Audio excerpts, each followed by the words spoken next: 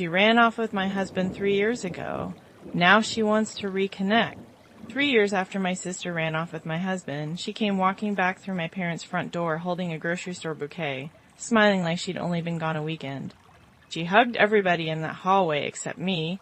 Then she looked me up and down and said, "Still alone, Nora? Bless your heart." And my ex-husband laughed behind her. Some things never change. And then my father, a man who had barely strung 20 words together in 3 years, pushed back his chair and stood up. "Good," he said. "You're both here. There's something I need to say." Their faces changed in an instant. I watched it happen, and what came in the next 40 minutes ended a career, rewrote a will, and put the hardest decision of my life into my own 2 hands. And the envelope my father set on that table wasn't even the part that broke me.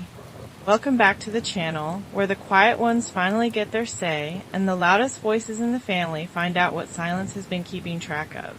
Drop a comment and tell me what town you're listening from. I read everyone. And stay with me, because you're going to want to be here when that envelope opens. My name is Nora. I'm 57, and I've worked in the Merrill County Recorder's office in Sutter's Bend, Indiana, for 24 years.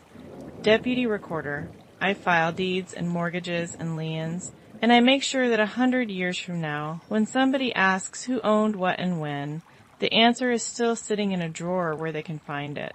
24 years in a records office teaches you one thing: paper outlives people. Hold on to that. It matters later. I married Grant Vance when I was 31. We were married 26 years. He was a financial advisor. Headshot on a bus bench, Rotary Club, shook your hand like he was running for something.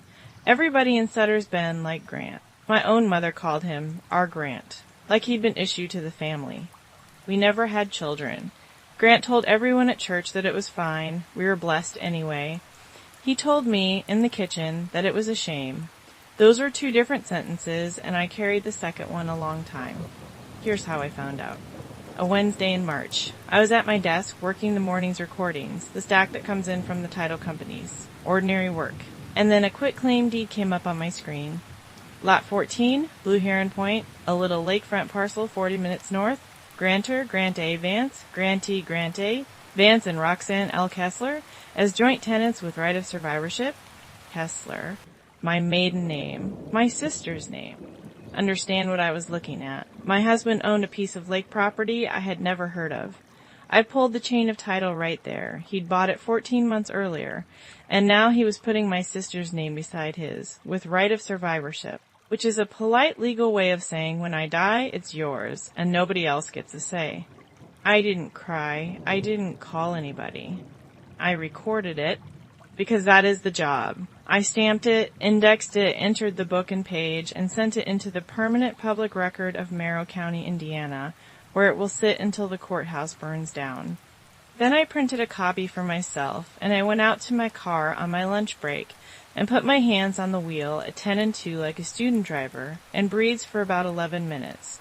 That night I made pork chops. Grant told me about a client's boat. I said, "That's nice, honey," because I needed to be certain before I burned my life down. By Friday I was certain. There's always more once you know where to look. Hotel charges on a statement, a phone he'd started carrying face down, a jewelry store in Indianapolis in a month with no birthday in it. But here's the thing nobody tells you. The affair wasn't the part that took 3 years to survive. My family's reaction was, I expected an earthquake. What I got was a casserole in a family meeting. My mother, Ruth, held both my hands and cried and said, "Nora, honey, don't make me choose. I can't lose one of my girls."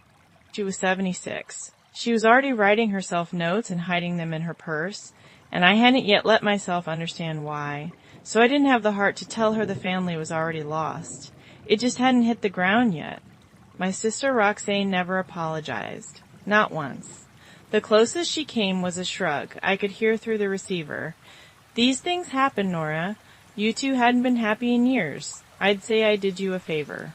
And my father said almost nothing. Walter Kessler, 81 years old, 40 years a licensed land surveyor for Merrill County and half the counties around it. He looked at his hands and said, "Well, just that."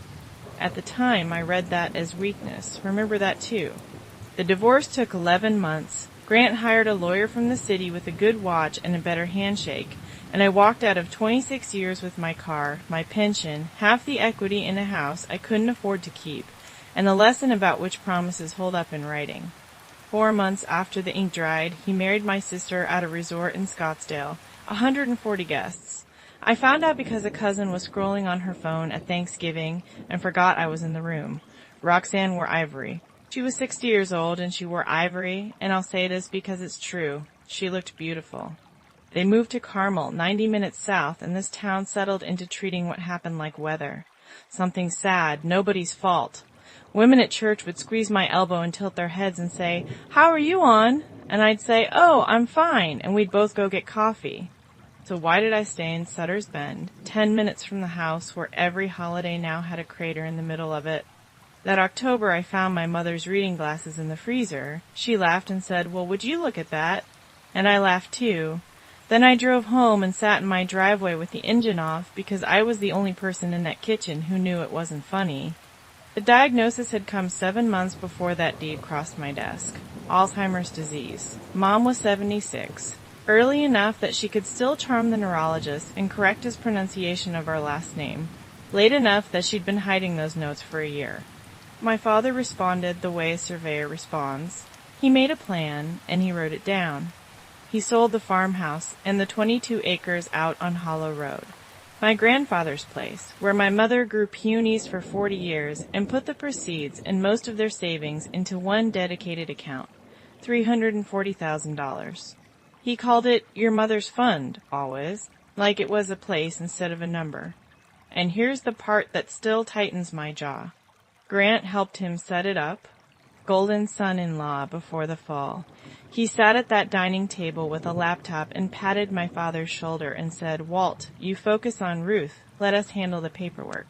So the account went joint. My father's name and Roxanne's, the oldest daughter. Everything routed through her tidy little system because she was good with money and I was full-time at the courthouse and Grant was family. 7 months later, Grant was in my sister's bed. You'd think that arrangement would have been torn up with the wedding photos. It wasn't. My mother, still lucid enough to be dangerous, begged him to leave it alone.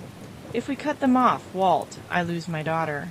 And my father, a man who once made a road contractor tear out 400 feet of curb because it sat 8 inches over a line, nodded and left the names where they were. For 3 years I told myself he was too heartbroken to fight. I have never been so wrong about a quiet man in my life. So the machine settled into its shape.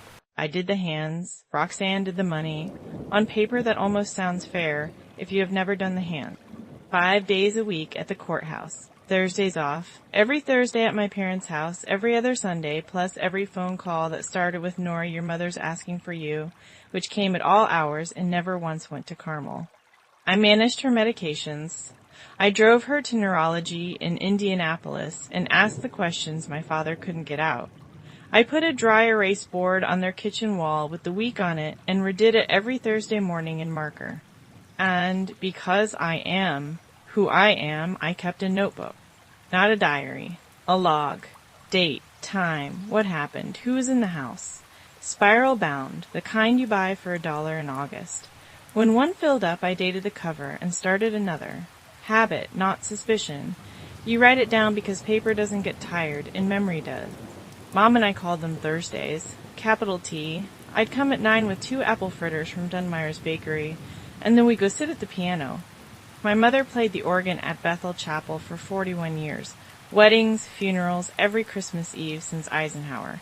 And here's the thing about this disease. Nobody warns you about, because it isn't cruel, it's the opposite. The music is the last thing to go.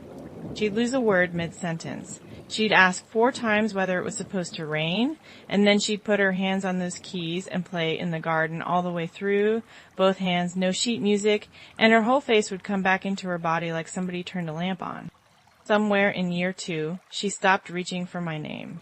It flickered, the way a bulb flickers before it quits. Then one Thursday she looked up from the bench with those pale blue eyes and studied my face with polite curiosity and said, "You're the one who comes on Thursdays." Not Nora, not honey, the one who comes on Thursdays.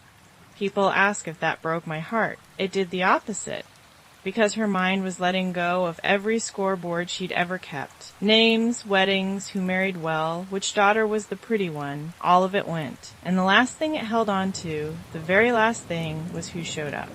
Meanwhile, 90 minutes south, my sister was documenting a different life. Roxanne on a balcony in Cabo, Roxanne at a fundraiser in a gown. And one September she posted an old photograph of our mother standing in the peonies out on Hollow Road, captioned, "Missing my best friend in the old home place." The old home place that had been sold to pay for the care she was billing. Though I didn't know that part yet. That first year, I saw something I should have chased harder. I was sorting my parents' mail, and my eye caught a line item on a bank statement my father had left face up. Willow Ridge Family Care Partners, Care Coordination, $500 policy. I read it 3 times. I'd been in that house 4 days that week. There was no Willow Ridge, no van in the driveway, no badge, no binder, no coordinator calling me, and I promise you, coordinators always call the daughter. I took it to my father, finger on the line. "Dad, what is this?" He looked at it a long moment. Then he folded the statement in half and in half again and said, "I'll take care of it." The next month, the charge was there again. 3,000 and change. That night I opened my notebook and added a new column on the right-hand side, and in it I wrote 4 words that would end up mattering more than anything else I ever wrote. No aid present today. The ceiling caved in on a Tuesday in January.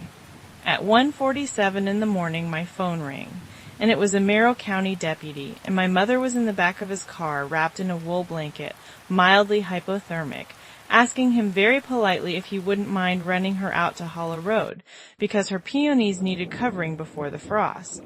She'd gotten up while my father slept, dressed herself in a cardigan and 1 boot, walked most of a mile down County Road, 9 and 19-degree air, looking for a farmhouse that had been sold 3.5 years earlier. The ear kept her till morning. She was fine, cold, scraped up, singing to the nurses by 6. I was not fine.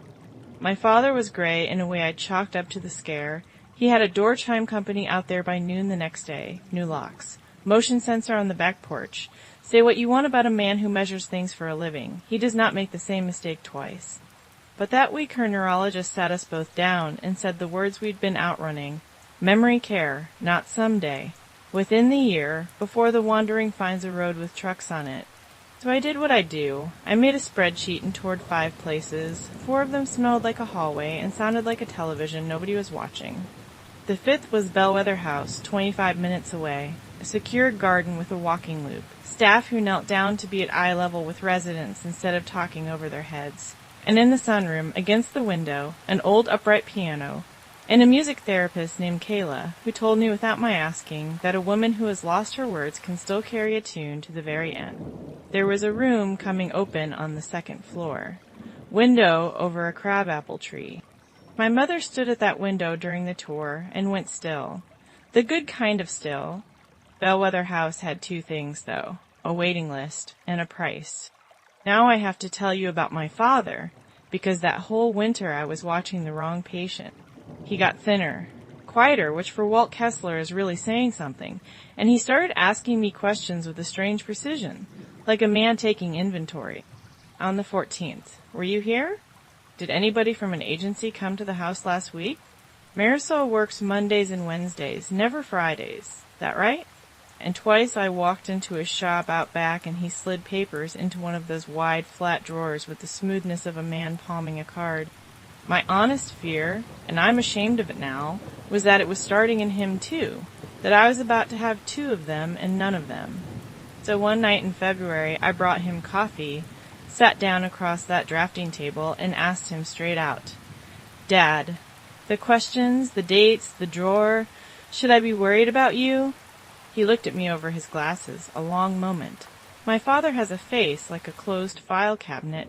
And then he said the sentence I grew up hearing every time he checked my math homework, the one that had never meant anything and was about to mean everything. Measure twice. Write it down. And he picked his pencil back up.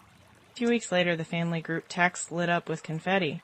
Roxanne. First message in almost a year that wasn't a thumbs up on somebody else's photo. Big news! We're coming home next month for a visit. We miss you all so much, and we really need to sit down together and talk about Mom. With a heart on the end of it. My father read that at the kitchen table, and I watched the corner of his mouth move. I'd have sworn he almost smiled. I work in public records. Finding things out isn't a hobby for me, it's a skill. One evening at my kitchen counter told me why my sister suddenly missed us all so much. Grant was raising a fund, Silverbrook Senior Living Partners, a website with a sunrise on it and a photograph of a silver-haired couple on a porch swing, a write-up in a regional business monthly. Grant Vance and his wife Roxanne, an Indiana native, believe elder care should feel like family. I laughed out loud, alone, at 11 o'clock at night. Then I saw the line under the photograph, and the laugh died. Founding investors sought, which is business language for, we need money. 3 days later, my phone rang with a Carmel number I hadn't dialed since the divorce. His voice hadn't changed. Warm, unhurried. The voice that sold annuities to widows for 30 years. Nora, good to hear you. Listen, we're coming down next month, and I think it's time we talk through some options for your mom. Your mom. 26 years at that woman's Christmas table, and she'd gone back to being your mom. He talked 6.5 minutes and never once asked about her actual condition. What he did say twice was that the house is a lot for Walt to carry at his age, and that sitting on dead equity never helped anybody. I gave him nothing but, and the second I hung up, I wrote the whole call in my notebook. Time, duration, direct quotes in quotation marks. Then I sat looking at the word I'd underlined, options. In 26 years, when Grant Vance said options, he had never once meant choices. He meant math. I just couldn't see yet which column he intended to move my mother into. That Monday, Loretta from Bellwether House called. The room with the crabapple tree was coming open, and their waiting list worked on deposit. $11,000 to hold it, $8,400 a month once she moved in. Loretta had reading glasses on a beaded chain, and she didn't dress it up. Memory care is expensive because doing it right is expensive. Take it home, do your math. I did my math in the parking lot because I've never once waited till I got home to find out something I could find out sitting still. $8,400 a month is about $100,000 a year. A terrifying number until you remember my father had planned for exactly this. $340,000, set aside 4 years earlier, minus what 3.5 years of aids and day programs reasonably cost. That fund should have had north of $200,000 in it, with the house and his pension behind it that was years at Bellwether House. Real years. For the first time in months, the numbers held me up instead of the other way around. I sat in that car and let myself picture it. My mother by that window. Me on Thursdays with fritters from Dunmire's. No more phone calls at 1:47 in the morning with the deputy's voice on the other end. That night I emailed my sister. Subject line, Mom. Bellwether deposit. Short, factual. The way you write anything you might someday hand a judge. Room available. Deposit $11,000. Deadline 3 weeks from Friday. Please confirm transfer from Mom's fund. It sat there. 1 day. 2. On day 3, she posted a photograph of a brunch. On day 5, I got my answer, and I want to read it to you exactly as it came. Hi, On. Just now seeing this. Big decisions like this shouldn't get rushed over email. Let's all sit down as a family when we're there and really talk it through. Mom deserves that. Kiss Daddy for me. 2 pink heart. There was no yes. There was no no. And there was no $11,000. The room's deadline landed before their visit. And she knew it because I'd put the date in bold. So I went around her. I drove to farmers and merchants on my lunch break and asked what it would take to release the deposit or add my name so somebody local could act in an emergency. The branch manager was kind and completely useless in the way policy makes people useless. I wasn't on the account. Any change required both account holders, same day, both signatures. Bring your dad in with Mrs. Vance when she's in town, she said brightly. Like that sentence didn't have a lit fuse hanging off the end of it. That night I asked my father flat out to add me. He was at the table with the crossword. When he looked up, there was something in his face I mistook for exhaustion. Not yet, he said. Give me a few more weeks. A few more weeks. From the man whose entire answer to $3,000 vanishing dollars a month had been, I'll take care of it. and I did something I'd never done in 57 years. I ran out of patience with my father. A few more weeks until what, Dad? He filled in 7 across, until they're sitting at my table. That Thursday, my mother surfaced.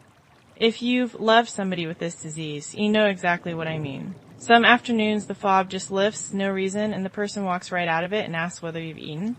She played through 2 hymns, then stopped, hands in her lap, and she was entirely, completely my mother.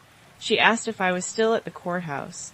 She asked whether Dunmires had raised their prices, which they had. Then she looked at the photographs on top of the piano. The 2 of us as girls, Roxanne in her prom dress, me in my choir robe. I was never the pretty one, she said. Not sad, just filing it. My sister Loretta was the pretty one. Mama made that plain early so I'd know my job. I didn't say a word. You don't interrupt these. Roxy was such a beautiful baby, she went on, dreamy now. People stopped me in the Kroger. A baby like that, you build the day around her. She patted my knee. I used to tell you, didn't I? Let your sister have the spotlight, Nora. You don't need it. You're my steady one. I'd heard those words 100 times growing up. They had never once landed on me until that afternoon. Sitting on that bench, 40 years of my family suddenly read like one of those x-rays where the break's been there so long, the bone healed crooked around it.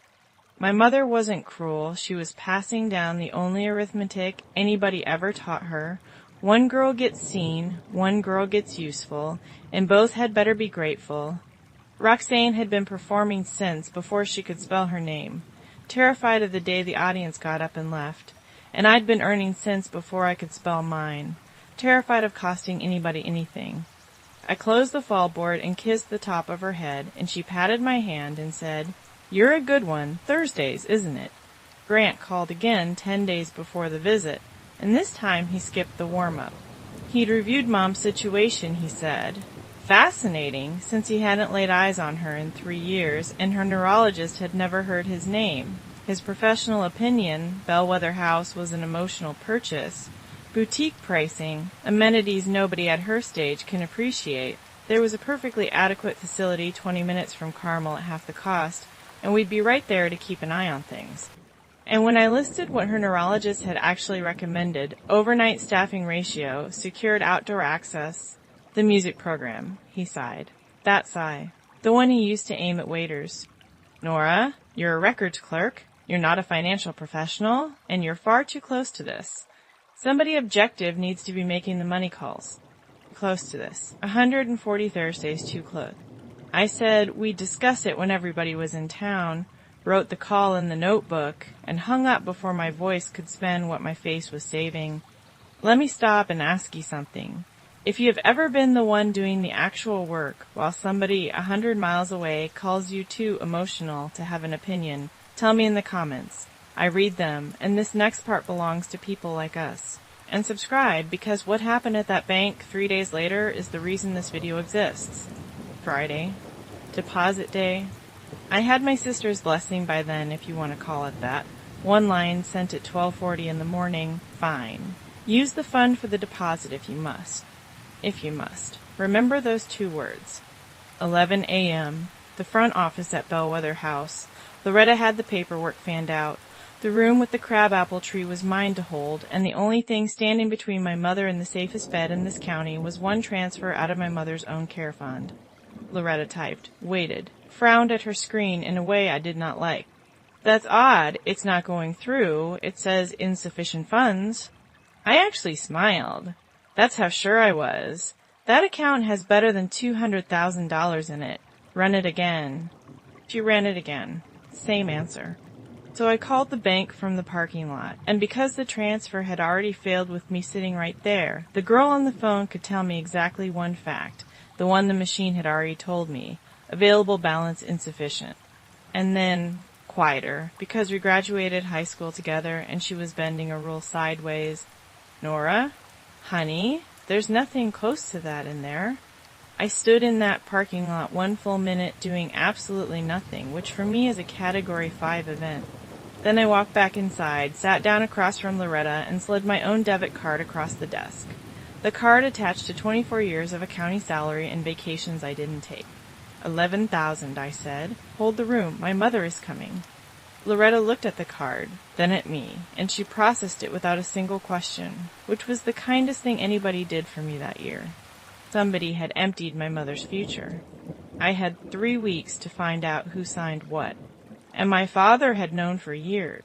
Here's what nobody tells you about my kind of anger. It doesn't shout, it files.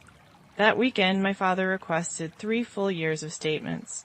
Account holders right. For tax season, he said, and nobody asked a question. Thursday night, after my mother was asleep, I spread them across that kitchen table like a title search and went line by line with a yellow highlighter. It didn't take long because the pattern wasn't hiding. Willow Ridge Family Care Partners, Care Coordination, Respite Care, In-Home Assessment, $28.50 one month, $3,100 the next, $3,400 in the months. My sister must have been feeling ambitious. 22 months straight. $64,830. Then I did the part that mattered. I pulled out my spiral notebooks, 3 years of them, dated on the covers, and cross-checked 11 of Willow Ridge's invoiced respite days against my own handwriting. 11 days when a professional aide was supposedly bathing and feeding and sitting with my mother. 11 days when I was physically inside that house and had written in ballpoint, in my own hand, "No aide present today." Then I got on the Secretary of State's business search, which is public, free, takes 4 minutes, and is the best kept secret in this entire country. Willow Ridge Family Care Partners, LCA, registered 4 months after their wedding. Managing member, Roxanne L. Vance. My sister had invented a company, named it something that sounds like a hospice brochure, and she had been billing our mother's brain disease like a monthly subscription. And I want to be clear, that was a small number. 9 months back, 1 line, outgoing transfer, $100 memo, diversified growth allocation, and last month, 1 final sweep, $16,200. The growth allocation had a destination, an entity attached to Silverbrook Senior Living Partners. Total out of a mother's fund, $231,030. Wednesday, I paid $275 for 1 hour with an elder law attorney 2 counties over, because I wasn't ready to say any of this out loud inside Merrill County. Frances Doyle, 60-ish, reading glasses, shoved up in gray hair, handshake like a door closing. I laid out my folder, statements, notebooks, the LEC filing. I watched her eyebrows climb. "This," she said, "is one of the cleanest financial exploitation fact patterns that has ever walked through that door, and you personally cannot do one thing with it. Problem 1, I wasn't on the account. Legally, the injured parties were my parents. Any complaint, any freeze, any lawsuit had to come from my father's hand. Problem 2, the moment those two smelled trouble, whatever was recoverable could slide sideways into business entities and take 3 years to chase down. And problem 3, the one that put ice water in me? Criminal cases are slow," Frances said. "Charges, discovery, continuances, trial. 18 months if we sprint, and restitution, if it ever comes long after Bellwether House has sent you a dozen invoices." She took the glasses off. "Nora, your mother needs that money back faster than the state of Indiana can punish anybody. Civil pressure gets money. Prosecution gets headlines. Decide which one you're here for." I drove home the long way, past Hollow Road, past a farmhouse with somebody else's truck in the drive, doing the arithmetic that mattered. Every road ran through one man, the account holder, the injured party, the quiet man with the crossword who had watched a fake company eat his wife's future for 3 years and said, "I'll take care of it." So either my father had been asleep at the wheel of his own life, or my father was doing something and I'd been standing outside of it the whole time. That night, I stopped waiting to be invited in. I built it the way I'd build a title search. Findings, evidence, recommendation. I tabbed the statements with the plastic flags we use at the counter. I photocopied the 11 notebook pages. I printed the LC filing and the Silverbrook page with founding investors saw it still sitting there in gray type. And then I sat in my car outside my own house for 10 minutes because there was exactly one thing that could still stop me, and it wasn't my sister. It was my father's gray face. He was 81. If I put that folder in front of him and something gave out at his own kitchen table, then keeping the peace would be the last thing I ever did for this family.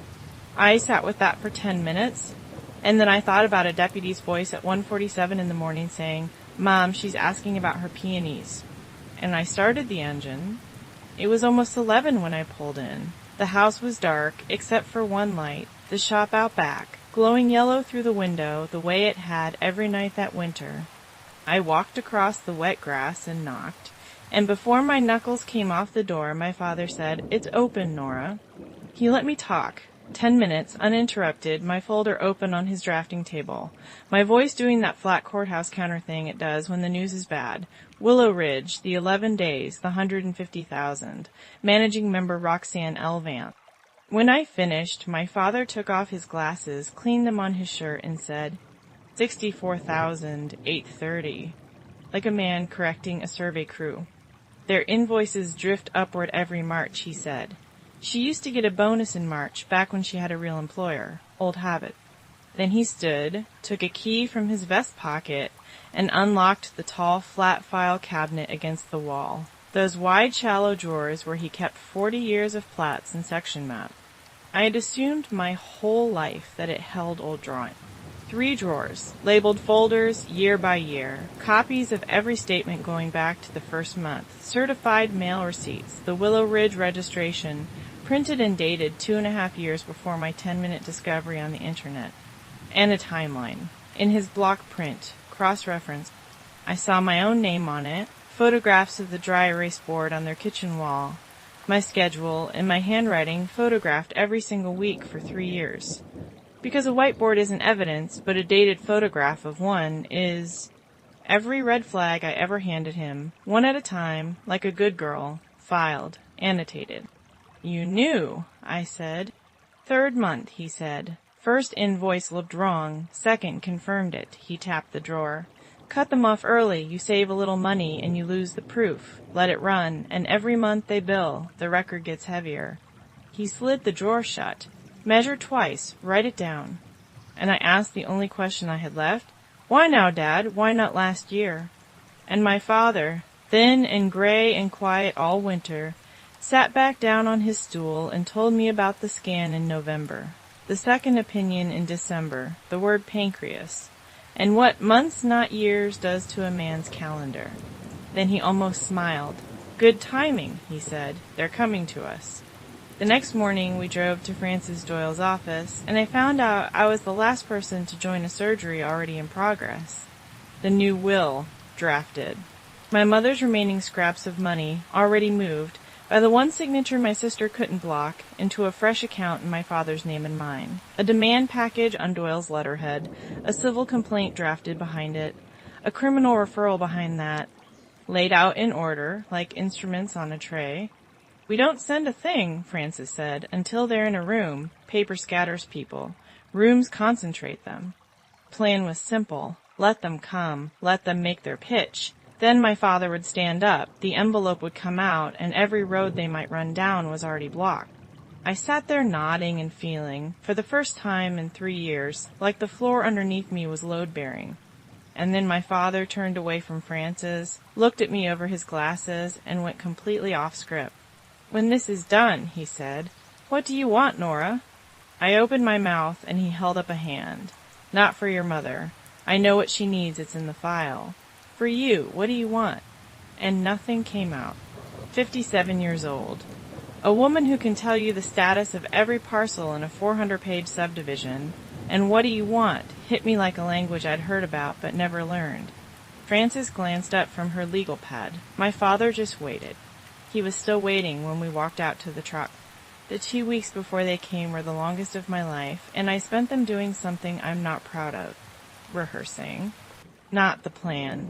The plan needed nothing from me but a calm face. I lay awake writing speeches, little scalpel sentences, polished nightly, about a resort in Scottsdale paid for with money that should have bought Marisol's Fridays, about missing my best friend, posted under a photograph of a farmhouse she helped liquidate. Meanwhile, daytime Nora kept the machine running. Work, Thursdays, the piano, intake forms in triplicate. Loretta called to confirm move-in for the 9th, and my mother, half-lucid, asked whether the new place would have her crabapple tree, and I said yes, right outside the window, and she said, "Well then," and somewhere around midnight number 9, I finally admitted the truth to myself, and I'll admit it to you, because this is where I tell the truth. I wasn't rehearsing for justice. Justice was already handled. I was rehearsing for the scoreboard. 3 years of bless your heart rattling around my skull, and what I wanted, what I physically craved, was one public inning where I finally got to be the one holding it. Be honest with me, since I've been honest with you. Would you have gone for it? The speech, the audience, the whole show?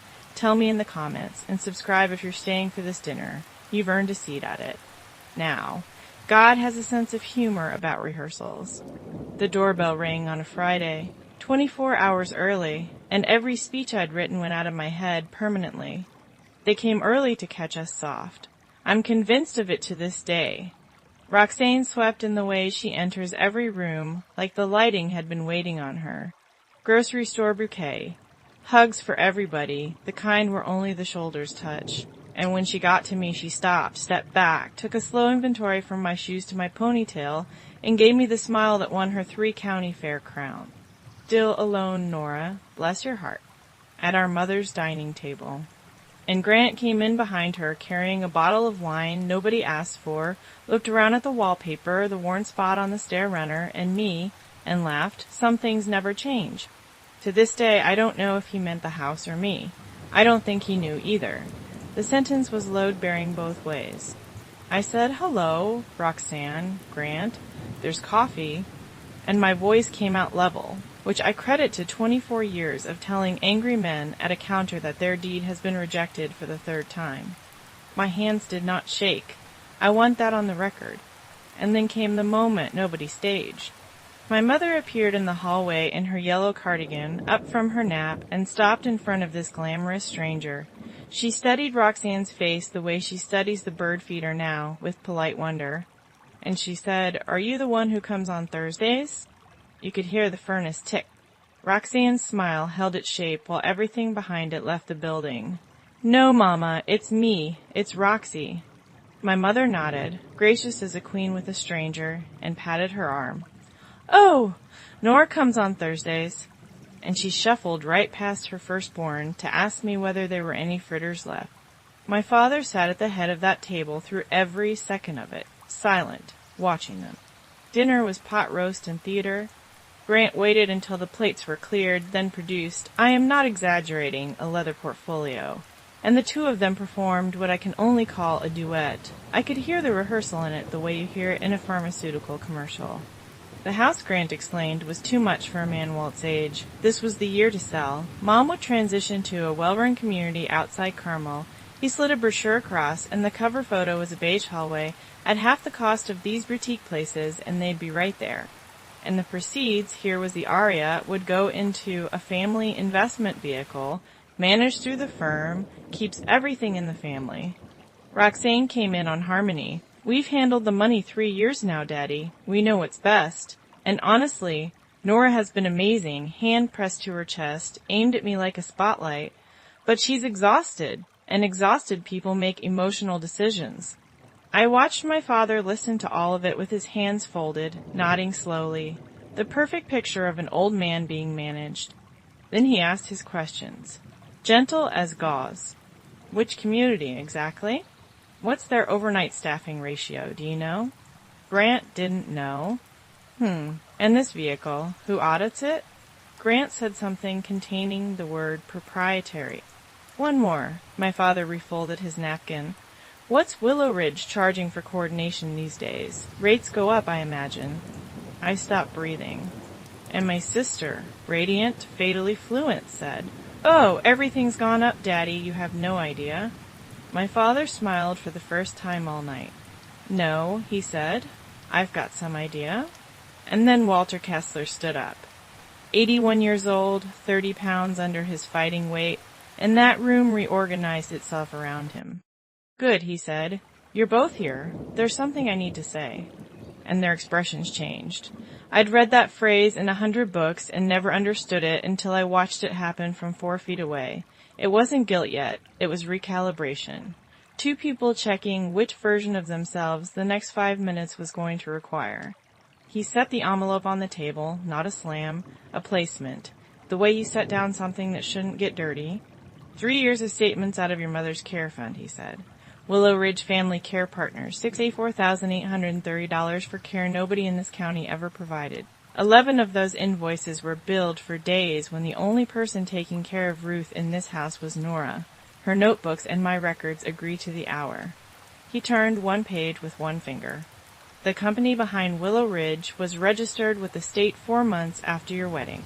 Managing member, Roxanne L. Vance. My sister's face did something I had never seen it do in 60 years. It stopped performing.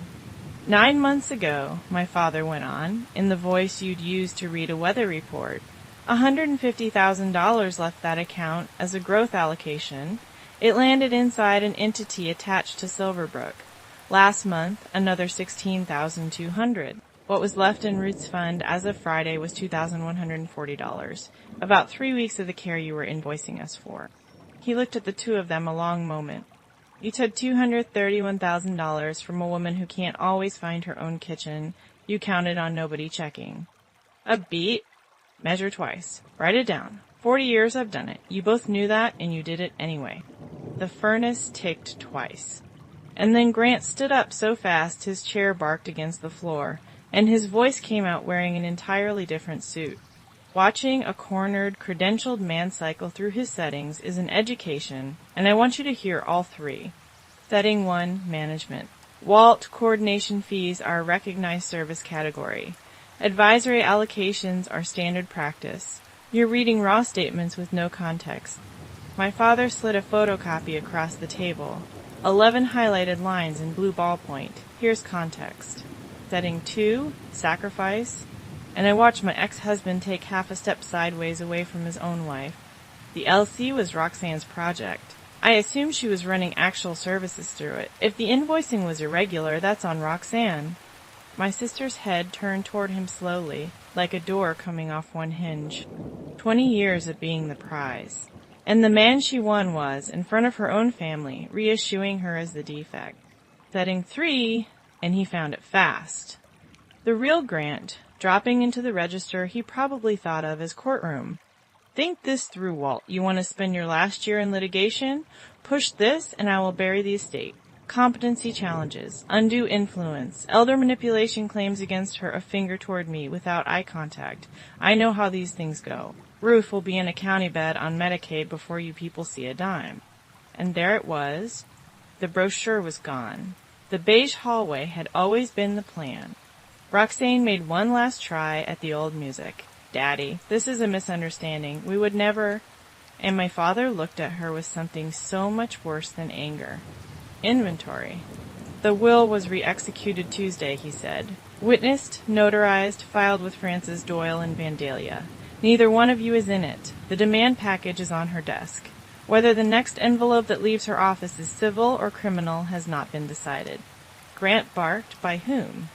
And then my father did the one thing I never saw coming. He turned to me. Nora assembled the record, he said to them. But he was looking at me. I'm the account holder. I'll sign what needs signing. But I'm not the one who got robbed of a marriage and then billed for the privilege. And then the only hitch in his voice all night. And I won't be here for most of what comes next. The room went very quiet. So it's Nora's call. All of it. The lawsuit. The criminal referral. The state. What mercy looks like if anybody goes looking for any. He tapped the envelope, then the will. Frances has my instructions. As written, everything goes to Nora. If she wants it built differently, we build it differently, while I'm still here to sign my name. The silence had a texture to it. Roxanne was staring at me, and I watched the exact second she understood the thing that had never once been true in either of our lives. Her little sister was holding the scoreboard. All of it, her money, her husband's license, her name in the town she grew up in. Grant recalculated faster. You could watch the flowchart run behind his eyes, and when he spoke, his voice had found a fourth setting I'd never heard in 26 years of marriage. Nora, we've known each other a long time. Whatever you're feeling right now, there are structured ways to resolve this. 48 hours, I said. It came out in my counter voice, the flat one. You'll hear from Frances Doyle's office. Until then, nobody touches an account, and nobody calls my mother. Then I stood and collected the coffee cups nobody had touched and carried them to the kitchen, because my hands wanted a job and that was the only one available. Behind me, that envelope sat on the table between them like a third parent. Everything I'd wanted for 3 years, gift-wrapped, one signature away. So why did it feel like a loaded gun left on a kitchen counter?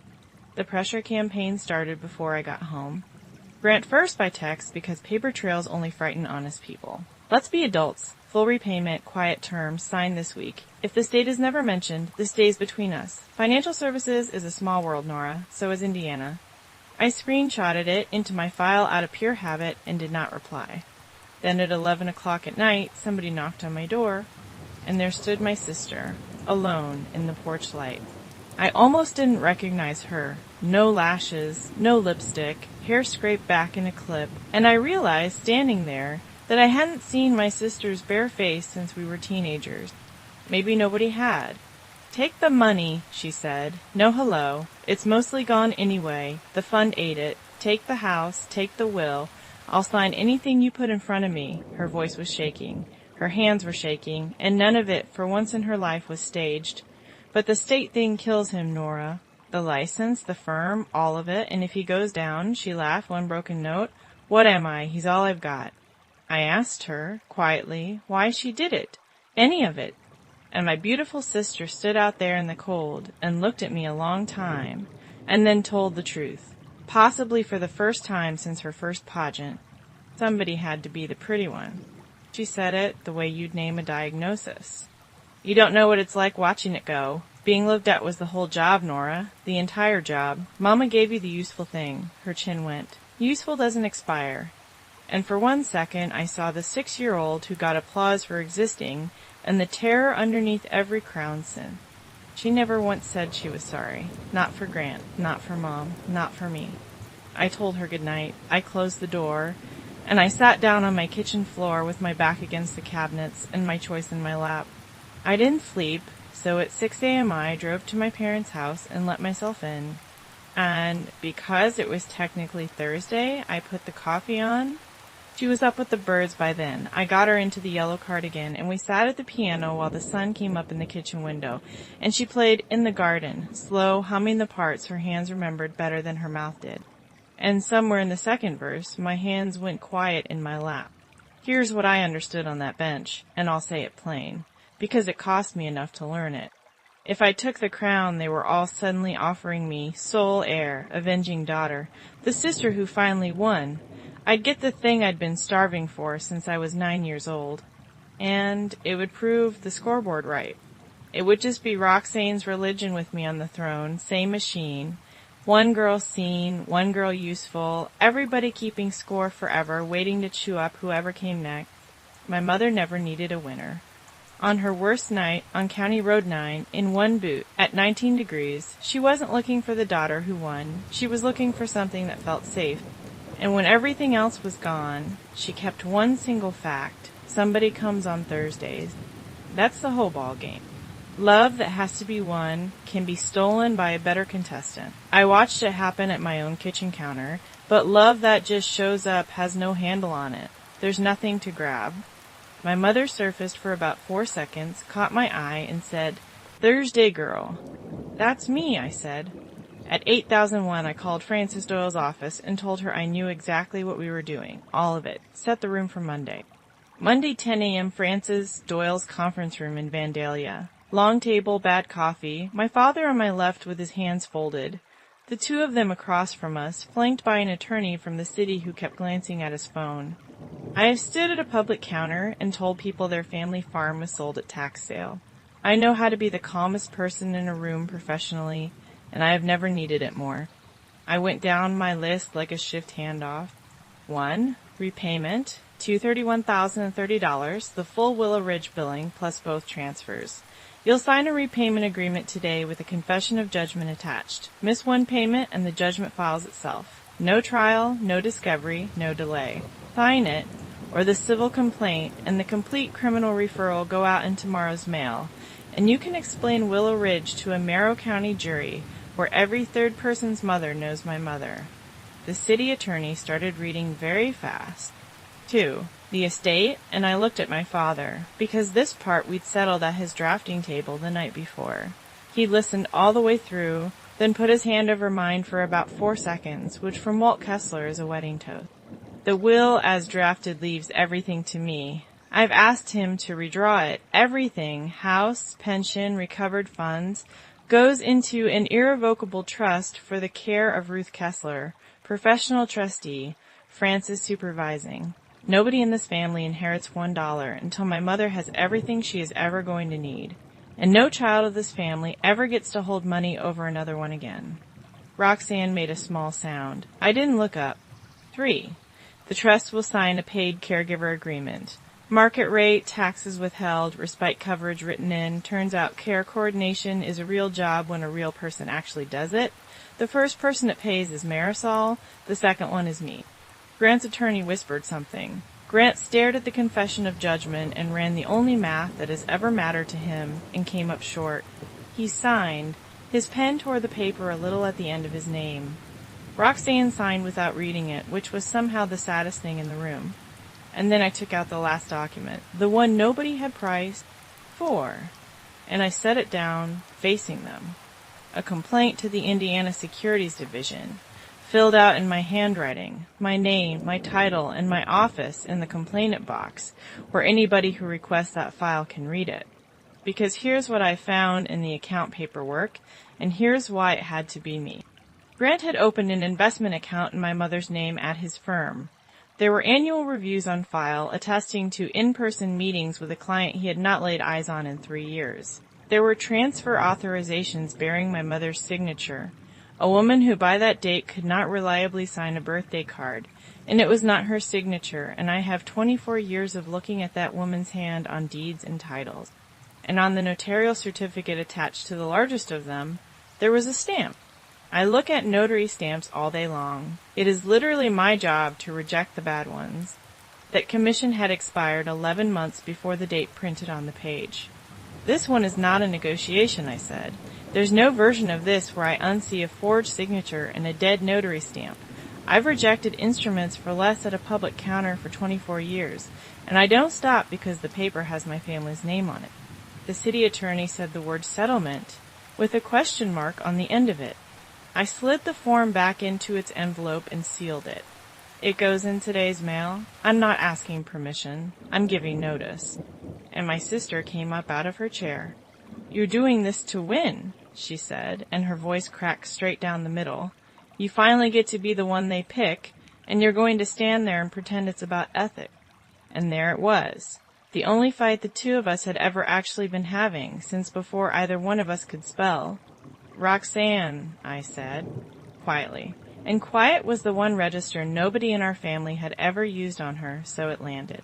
I stopped keeping score. She stood there with her mouth open. A woman whose entire operating system had just been handed a sentence it could not parse.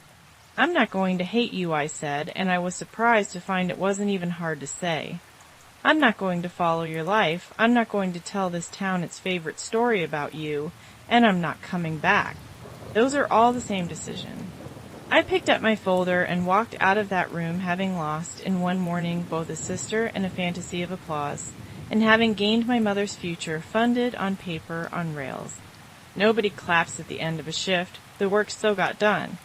Out in the hallway, my father was waiting for me, leaning against the wall, like a man with all the time in the world, which was the joke he had earned. He looked smaller in his coat than he had at that table. The table had been running on borrowed voltage.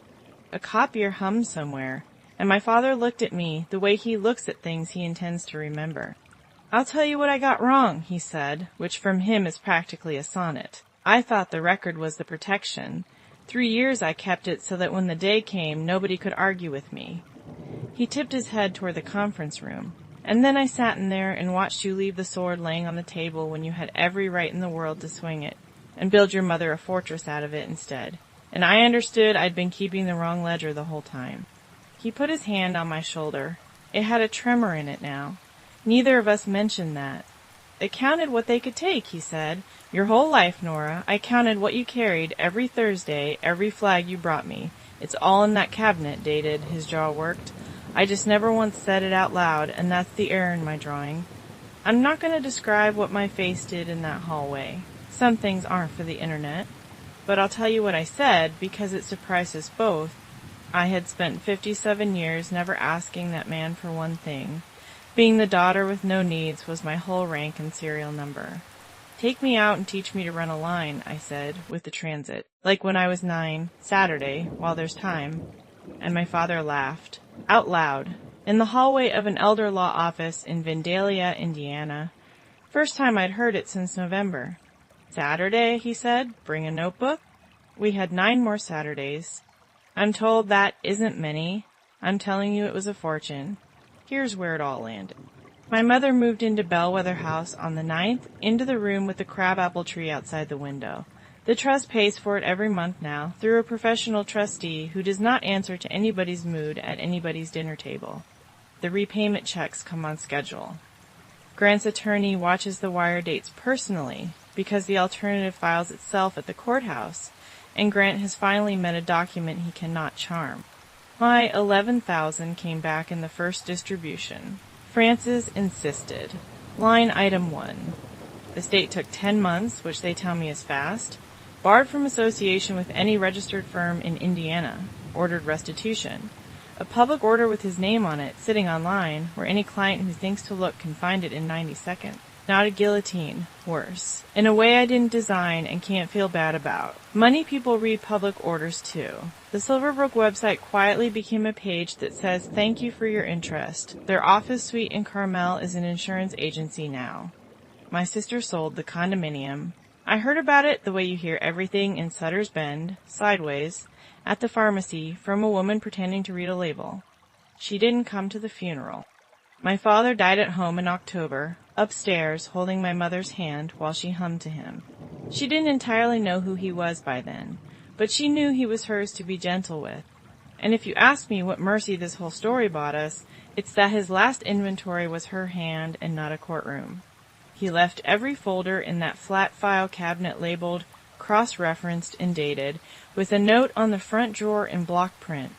For Nora, already copied. She sent white lilies to the funeral home, my sister. The card was blank. I've thought about that blank card more than I should, and I've decided it's the most honest thing she's sent me in 10 years, and I'm going to let it be exactly what it is. A scoreboard, retired. As for me, I went down to 3 days a week at the courthouse. The caregiver agreement pays me for Thursdays now, and for the Sundays that used to be invisible. The first time a check came with that work named on the stub, I sat in my car in the parking lot and looked at it a good long while. Marisol's back on Mondays and Wednesdays, and in June I took an actual vacation, 4 days in a cabin on a lake up in Michigan. On the second morning, I caught myself waiting for a phone call that wasn't coming. By the fourth morning, I'd stopped. That's the whole prize. If you're wondering what winning looks like from the inside, nobody ever chose me. I just stopped auditioning. Turns out those were never the same door. I still go on Thursdays, 2 fritters, and Kayla lets us have the sunroom piano to ourselves for an hour. My mother doesn't know my name anymore. She hasn't for a while now. But last week she looked up from the keys with those pale blue eyes and smiled at me and said, Thursday girl. And I said, that's me. If I could stitch one line into the wall of that old kitchen, it would be this. Love that you have to win can always be stolen by a better contestant, but love that just shows up Thursday after Thursday after Thursday can never be taken, because it was never a prize to begin with. That's my story. An envelope, a notebook, and a signature that tore the paper. So let me leave you with this. If somebody in your family is doing invisible work, put it on paper, a caregiver agreement, real wages, real days off. Do it before somebody else puts their name on it. And check on your quiet fathers. Some of them are writing everything down. If this story found you at the right time, share it with somebody who needs it, leave me a comment, and subscribe. I'll see you in the next one.